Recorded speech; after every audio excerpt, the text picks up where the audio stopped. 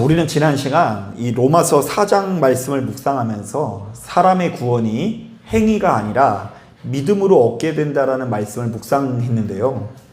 바로 이것은 이 구원의 주도권이 사람에게 있는 것이 아니라 하나님께 있으니 예수 믿는 우리들은 항시 스스로의 공로 없음을 인정해야 된다라는 이야기로 배웠습니다. 그런데 오늘 우리가 읽은 이 본문을 보니까 바로 이렇듯 믿음으로 구원을 받고 의로워진 우리들은요, 반드시 나타나야 되는 한 가지 열매가 있다고 하는데요. 그 열매는 무엇일까요? 우리 다 같이 5장 1절 말씀 같이 한번 읽어보겠습니다. 시작. 그러므로 우리가 믿음으로 의롭다 하심을 받았으니 우리 주 예수 그리스도로 말미암아 하나님과 화평을 누리자. 우리 여기서 이 화평이라는 말에 동그라미를 쳐야 되는데요. 바로 이 말은요, 히브리어로는 샬롬이라 하고요, 헬라어로는 에이레네라고 하는데요. 문자적으로 볼 때 평화, 안식이라는 의미가 있는 말입니다.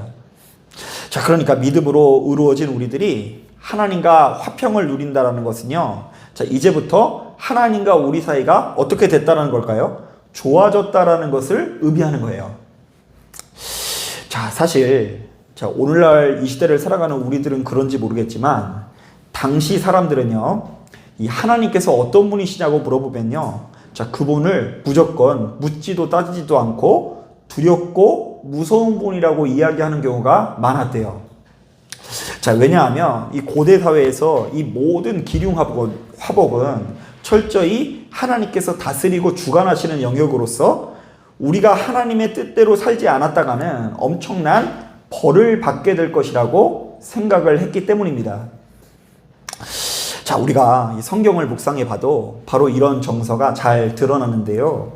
아이를 낳지 못하는 여인들을 저주받은 여인으로 취급한다거나, 나병에 걸린 사람을 가리켜 하나님께 심판을 받은 사람으로 취급하는 본문들이 이곳저곳에 있죠. 심지어 요한복음 9장을 보니까 예수님의 제자들도 나면서부터 맹인인 사람들에게 이렇게 질문을 합니다. 라삐여, 이 사람이 맹인이 된 것이 누구의 죄로 인함입니까? 그 사람의 죄 때문입니까? 아니면 부모의 죄 때문입니까? 이렇게 질문을 하죠. 그러니까 그들은 이 땅에서 잘 먹고 잘 사는 사람들은 다 하나님께서 아끼고 사랑하사 복을 주셨기 때문이라고 생각하고요. 반대로 우리에게 어떤 어려움이 찾아온다거나 괴로움이 찾아오면 하나님께서 심판하사 저주를 받았다고 생각하기 일쑤였다라는 것이죠. 그런데 엄연히 따지면 오늘날 이 시대를 살아가는 우리들도 바로 이와 같은 정서가 있어요, 없어요? 있죠. 우리가 뭔가 형통하고 잘 풀리면요, 우리가 뭔가 잘해서 복받은 것으로 여기고요, 우리에게 뭔가 잘못된 일이 생기면 내가 뭘 못해서 저주받은 것으로 여길 때가 많이 있다라는 것이죠. 일전에 그 한 목사님께 그 재밌는 이야기를 들었는데요. 이분의 교회에는 이종격투기 선수가 이렇게 출석을 했대요. 싸움 되게 잘하겠죠. 그 이종격투기, 그러니까 싸우는 게 이제 직업인 분이에요. 그런데 이분이요, 이 교회 신실한 집사님인데 한 번은 목사님에게 기도를 받고 가더니 경기에 승리를 했어요. 그런데 또 다음번에는 목사님께 어쩌다가 바빠가지고 기도를 받지 못하고 올라가서 싸웠는데 희한하게도 그날에는 패배를 했대요. 그랬더니 이 성도님이요, 그때부터 어떤 공식이 생겼냐면, 내가 전쟁에서 이 싸움에서 이기게 된 것은 누구한테 기도를 받았기 때문이다? 목사님한테 기도를 받았기 때문이고, 그리고 내가 진 거는 이 목사님한테 아무리 바쁘더라도 기도를 받았어야 됐는데 못 받아서 이렇게 패배를 했다라는 공식이 들어갔답니다. 그래서 이때부터 이분이 어쩌면 그렇게 기도받는 것에 집착을 하든지 어떻게든 훈련이 끝날 때마다 그 예배에 참석해서 목사님께 기도를 꼭 받고요, 경기 시작 전으로도 어떻게든 목사님을 모셔가지고 이 부산 내에서 하면은요, 비행기 표를 끊어서라도 목사님을 모셔서 기도를 해달라고 하더랍니다. 그러니까 이제 나중에는요, 이 목사님이 불안해지는 거예요. 왠 줄 아세요? 이제 혹시 기도를 해줬는데도 부산까지 비행기 타고 가가지고 기도를 해줬는데도 불구하고 얘가 패배를 하면 굉장히 이분의 신앙이 떨어지고 실족할까봐 불안해지더랍니다. 그래서 이때부터 이 목사님이 그 성도님이 경기가 잡혔다 그러면 자신도 역시 너무 긴장이 되고 걱정이 돼가지고 이 잠을 못 이뤘다라는 이야기를 들은 적이 있어요. 자, 그런가 하면 한 번은요, 제법 큰 교회에서 사역하는 친구에게 이런 이야기를 들은 적이 있습니다. 자, 그 교회는 이 사사건건 목사님의 의견에 맞서는 장로님이 계셨다고 하는데요. 자, 그분이 어느 날 갑자기 이 회의를 아주 격하게 치른 다음에 갑작스럽게 암에 걸렸다라는 통보를 받고 돌아가시게 되었다라는 것입니다.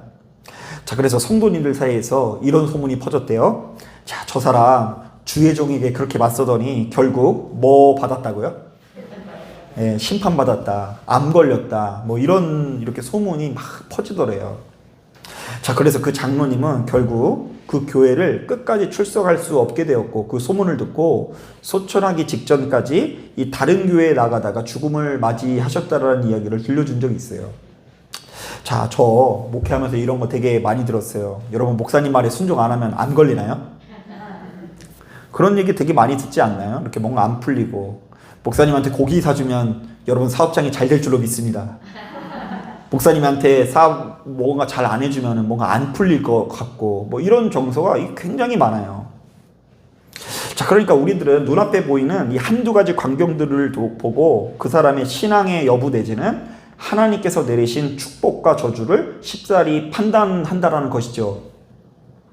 자, 그런데 오늘 우리가 읽은 이 본문을 보니까 믿음으로 구원을 받게 된 우리들은 어떤 경우에도 하나님과 무엇을 누리게 된다?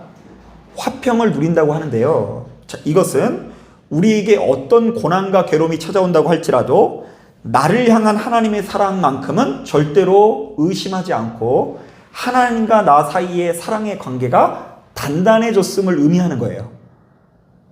자, 그러니까 이때의 화평은요, 어려움이 안 생기는 화평이 아니라요, 어려움이 생길지라도 지금 이것이 하나님께서 내게 주신 저주다 아니다?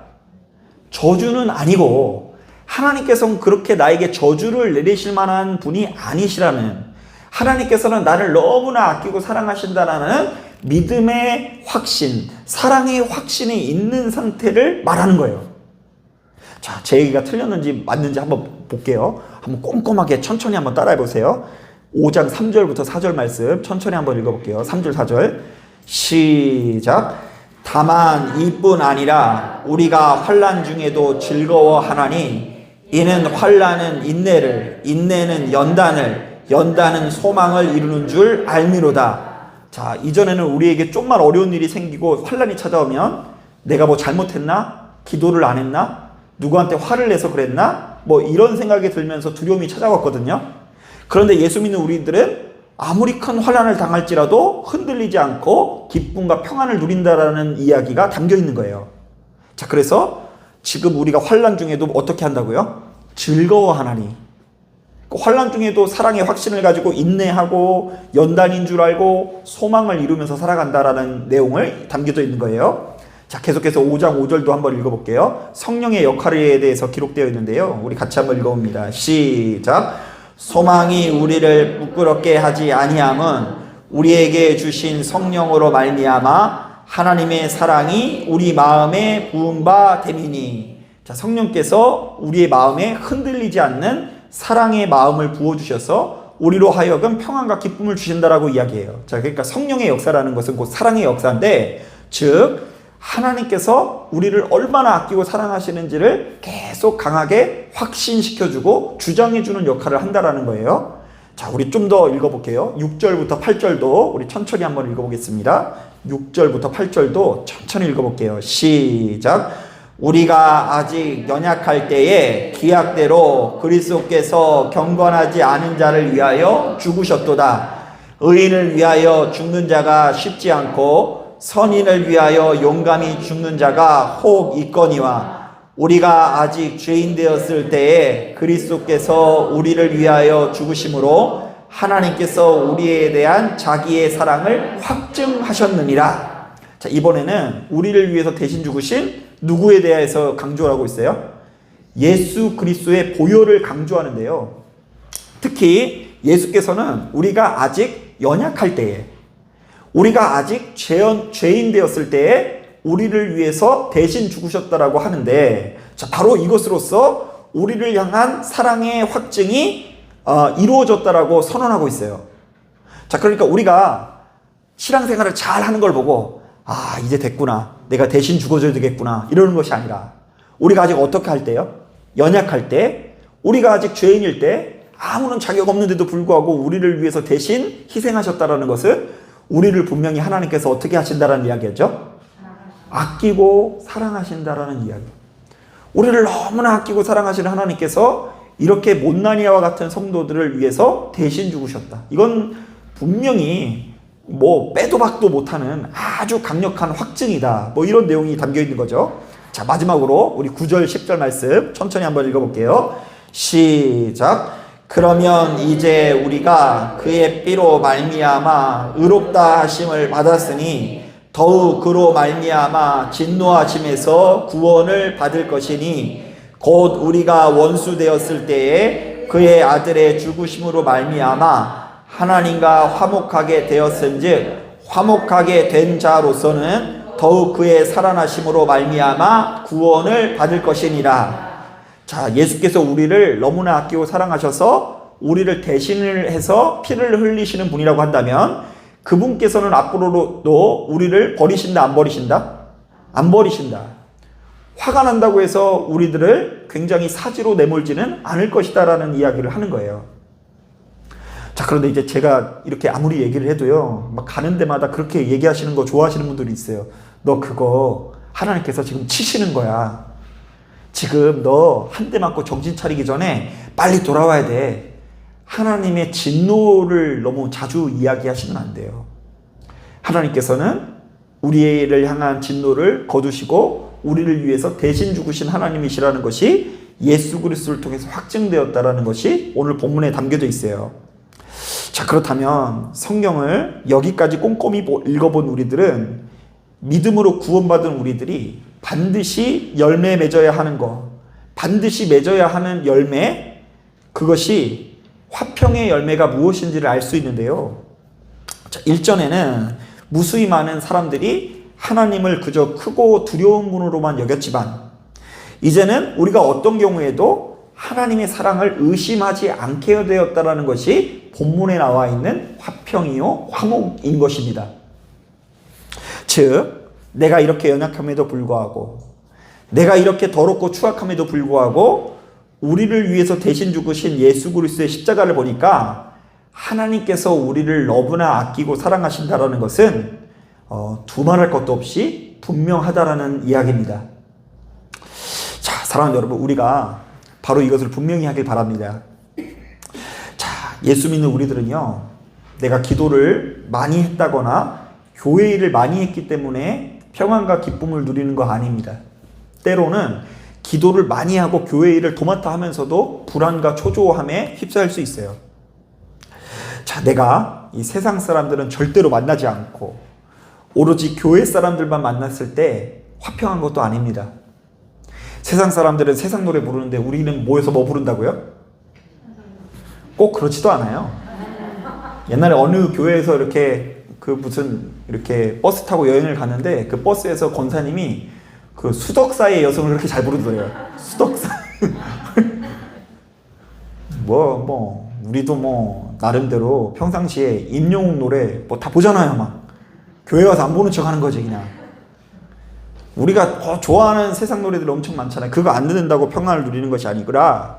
그걸 안 듣고 우리는 세상 노래 안 듣고 찬송가만 들으니까 평안을 누리는 게 아니라, 어떤 경우에든 누가 됐든 간에 나를 향한 하나님의 사랑을 강하게 확신할 때에 가장 높은 수준의 화평을 새벽마다, 예배마다 누릴 수 있게 되는 거예요. 왜 그런 줄 아세요? 너무나 대단한 그 하나님께서 나를 강하게 붙들고 의지해 주시고 보호해 주시는 걸 확신하니까, 그 사랑의 그 끈이 너무 단단해서 별거 아닌 사람의 공격을 이겨낼 수 있는 거예요. 자, 이것을 어떻게 설명할까 고민하다가 한 가지 내용이 생각이 났어요. 그 애착 심리학자인 메리 에인스워스가 낯선 상황 실험이라는 걸 했습니다. 좀 거창하죠. 어려운 얘기하는 게 잘 들어보세요. 낯선 상황 실험. 자, 이 에인스워스는요, 낯선 방에 부모와 자녀를 함께 놓고 있다가요, 잠시 후에 낯선 사람이 들어오게 합니다. 자, 그러면요, 이 낯선 사람과 부모랑 잠깐 이야기했다가 부모는 나가고 낯선 사람이 이 아이와 독대를 하면서 시간을 보냅니다. 그리고 나서 부모가 돌아왔을 때 이 아이가 어떤 반응을 보이는지를 체크했다라는 거예요. 자, 그런데 이 여부에 따라서 크게 이 아이의 애정 유형을, 애착 유형을 네 가지로 분류를 하는데요. 자, 첫째, 안정 애착. 부모와 사랑의 관계가 분명한 아이는요, 어떤 태도를 보이냐면요, 부모와 함께 있는 동안에는 방안을 적극적으로 막 탐색을 한대요. 자, 그러니까 이제 우리 부모님들이요, 보통 애들이, 조그만 애들이 어딜 가서 막 뒤집어 놓고 엎어놓고 이러면은요, 막 성질내죠.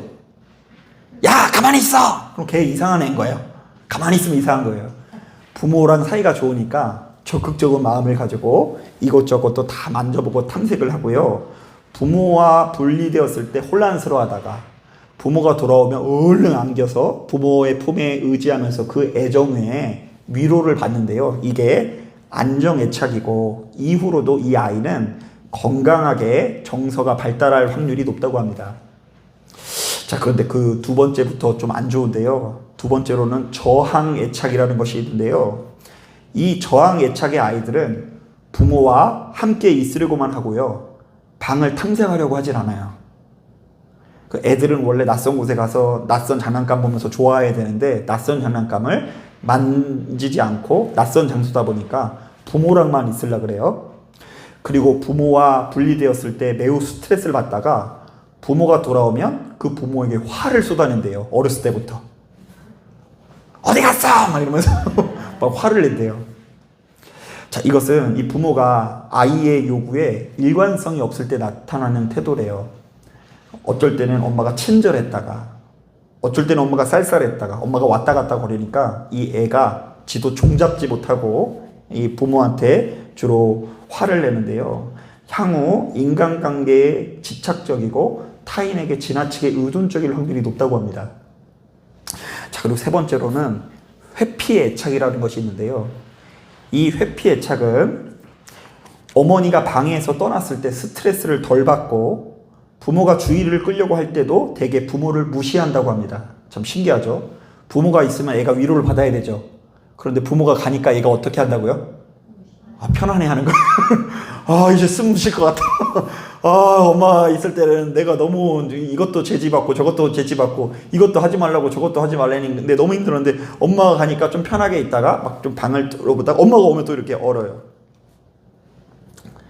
자, 아이들이 부모로부터 지속적으로 이렇게 무시를 받는다거나 강요를 받는다거나 또 어떤 보살핌도 받지 못했을 때 나타나는 반응, 부모가 자신을 돌봐줄 거라는 믿음 자체가 부족한 상태가 회피애착인데요.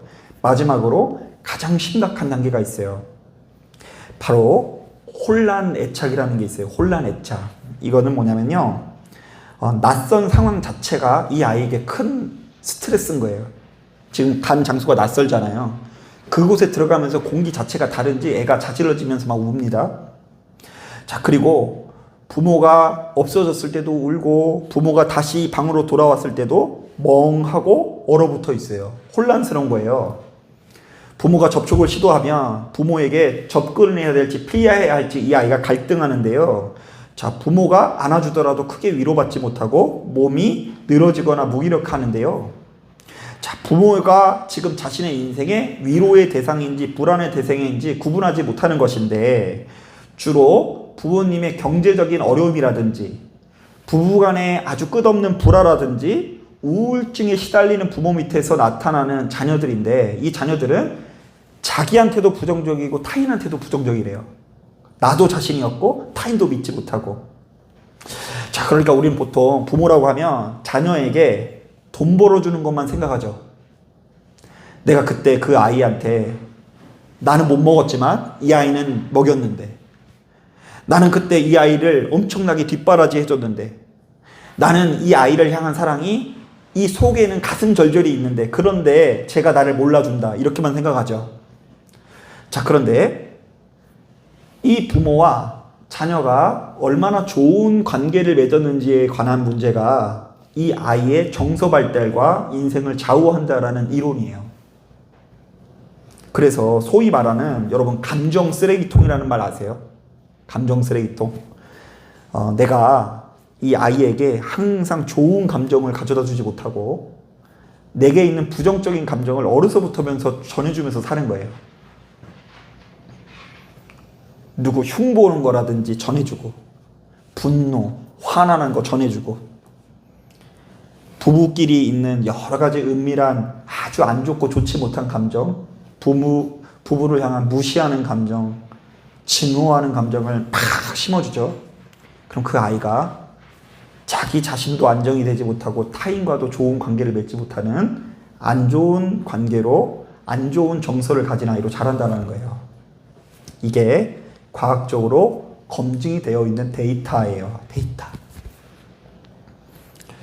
자, 그러면서 사람의 인생에 있어서 가장 중요한 것은 어떤 좋은 대학을 가는 것이 아니라 돈이 얼마나 많느냐가 아니라 그 부모와 자녀가 어떤 관계를 맺느냐에 따라서 정해진다라고 주장을 합니다. 그래서 여러분 어떤 면에서 지금 이 자리에 앉아있는 여러분들이 안정적이지 못한 이유는 우리도 모르는 사이에 충분히 사랑받지 못했기 때문일 수 있는 거예요. 내가 불안정하고 자꾸 만족을 누리지 못하고 이렇게 괴팍하게 살아가는 거, 이거 어떤 면에서는 돈이나 물질이 부족해서가 아니라 내가 충분한 사랑을 받지 못했기 때문일 수 있는 것입니다. 자, 그런데 저는 이것이 하나님과 우리 사이에도 마찬가지라는 생각이 들어요. 만약 우리가 하나님을 믿노라 하면서 그 하나님을 그저 무서운 분이라고 여긴다고 한다면 우리가 어떻게 건강할 수 있을까요? 우리가 하나님을 매일같이 만나야 된다면서요. 그죠? 근데 매일같이 만나는 하나님이 너무 무섭기만 해. 두려워요. 막 그래서 하나님의 뜻만 조금만 어길 것 같으면 교통사고가 나갈 것 같고 지진이 날 것 같고 뭐 갑자기 가스가 폭발할 것 같고 그리고 막 날아다니는 비행기가 추락할 것 같고 그리고 뭐 파도가 쳐가지고 내가 막 물에 이렇게 질식될 것 같고 이런 두려움만 있는 사람이 어떻게 그의 인생이 화평한 인생이 될 수 있겠냐는 거예요. 또한 우리가 하나님을 매일같이 만나면서도 그 하나님께서 나를 한결같이 일관되게 사랑해 주시는 분이 아니라 맨날 이랬다 저랬다 하는 분으로만 기억한다면 우리가 어떻게 건강하고 화평할 수 있겠냐는 것입니다. 결국 우리가 하나님의 사랑을 얼마나 깊이 경험하며 얼마나 깊이 확신하느냐에 따라서 우리의 신앙의 방향성이 정해지는데요. 자, 오로지 나를 위해서 십자가를 짊어지신 예수 그리스도를 힘입어 그분에게 붙들린 신앙생활을 할 때에 우리가 정말로 다 초라한 것 같아도 평화가 기쁨을 누릴 수 있고요. 바로 그 예수 그리스도께서 나를 얼마만큼 사랑하시는지를 제대로 깨닫지 못하면 결단코 화평한 삶을 살아갈 수가 없다라는 것입니다. 자, 그렇기 때문에 여러분, 우리가 구원을 행위가 아니라 무엇으로 받는다? 믿음으로 받는다라는 말씀을 계속 배웠죠.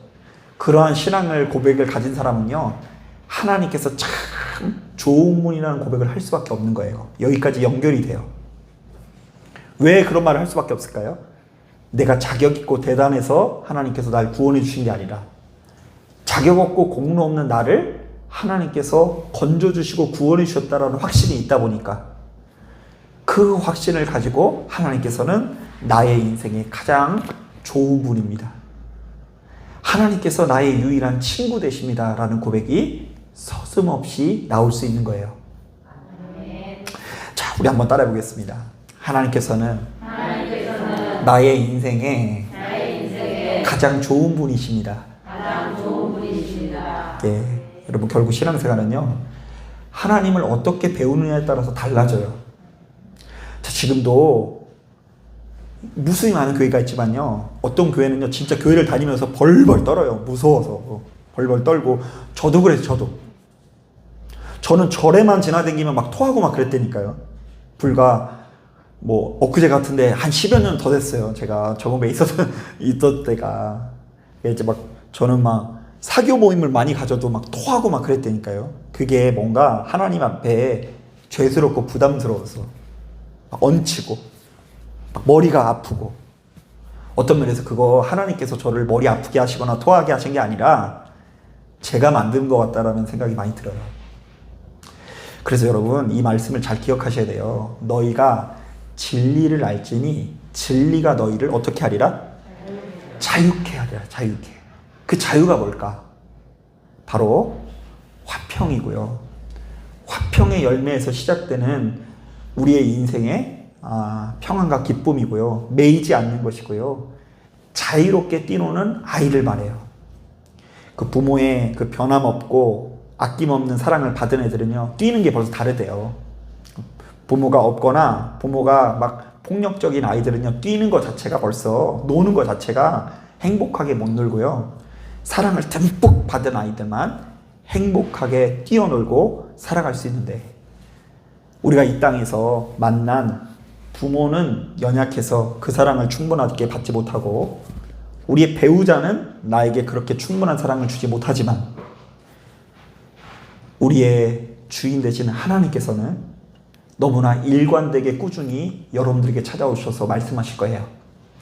사랑하는 아들과 딸아, 세상이 너를 버린다고 할지라도 나는 너를 버리지 않는다.